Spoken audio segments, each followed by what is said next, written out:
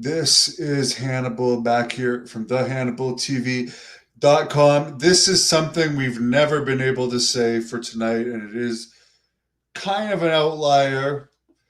But TNA did an event. Sorry, this is AEW Collision in Arlington, Texas. That was set up. TNA actually outdrew AEW tonight. And it's rare that this will ever happen. I'll tell you a few reasons how this happened. Number one, TNA's affiliation with WWE makes it more interesting. WWE didn't come to Montreal the last round of Canadian tapings. They went to Toronto and Ottawa, so it hasn't been Montreal for a while. AEW hasn't been to Montreal for a while. PCO has not done any independent shows in Montreal since he started wrestling again in Ring of Honor and TNA. He hasn't wrestled any, to my knowledge. He hasn't done any because he wanted to make, when he does have an independent or have a match special. So, like, literally, he's been Ring of Honor world champion. They made a huge mistake not going to Montreal when he was world champion. They would have drawn the crowd there. Also, the Verdun Auditorium, I have wrestled there for Jacques Rougeau. By the way, Jacques Rougeau sold that out with just Jacques Rougeau. He also sold it out with PCO, the Road Warriors.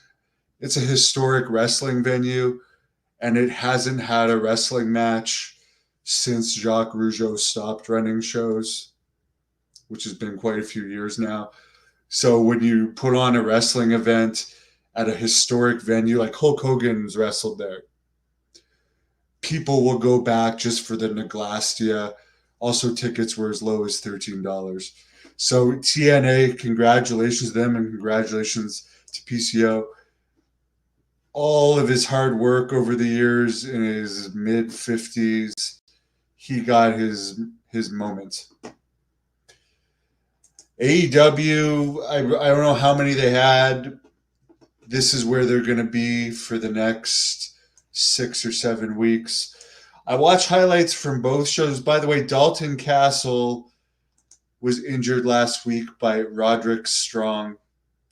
The injury's bad enough, I guess. I don't know if it's a concussion or what, to be out the rest of the year. I don't know what the whole details of, so I'm not going to say anything other than he's going to be out for the rest of the year due to taking a knee to the face. There was another injury in AEW Collision tonight. Hikaru Shida landed awkwardly on Sky Blue, and there was an injury to Sky Blue's ankle. It was a dive to the outside, so they had to stop the match. Oh, by the way, PCO won the TNA Digital Media Championship, whatever that is, from the guy that used to be Top Dollar in WWE, that famous. All I know him from is when he did the dive and missed everybody, and everyone's still bumped. And then they did an angle where PCO's, I don't follow it, but his manager proposed to him or something after the match. I don't know if that's his real girlfriend or not. Last time I knew him, he was having a kid with the girlfriend he was with when he lived in England, and they named the kid London. So I'm guessing he's not with her anymore. So yeah, I really don't know. And Mike Bailey, who's wrestled for both PCO and Mike Bailey wrestled for Great North Wrestling. I don't know how often Mike Bailey has been in Montreal since he went to TNA and got his push. I don't know if he's had any matches in Montreal since his push either. So there's another reason why that show would have drawn. So there's a lot of reasons for it. Can they keep up this momentum? I have no idea.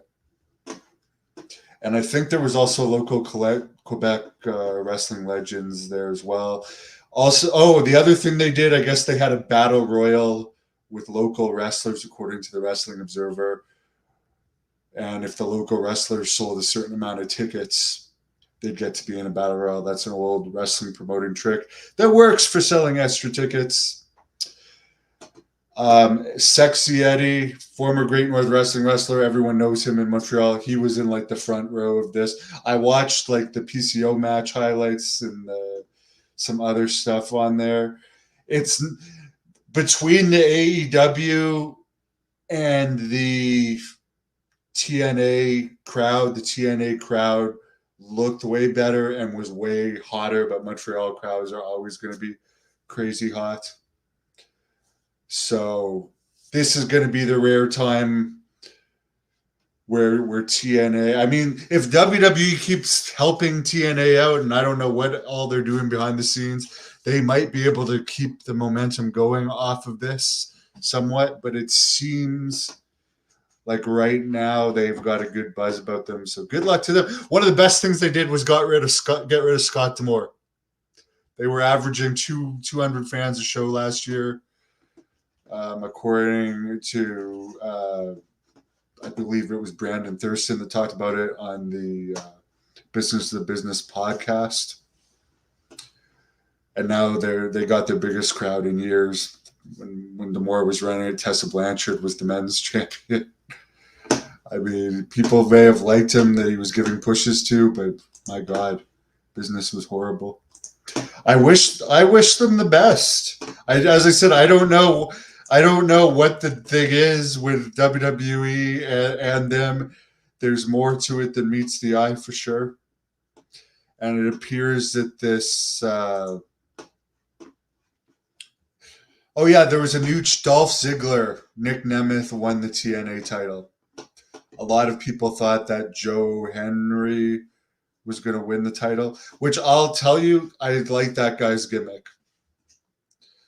And the rumor is that he's going to be a regular on NXT now. He's still under TNA contract, but because of the deal, maybe the reason he didn't win the TNA title is because WWE wants some more.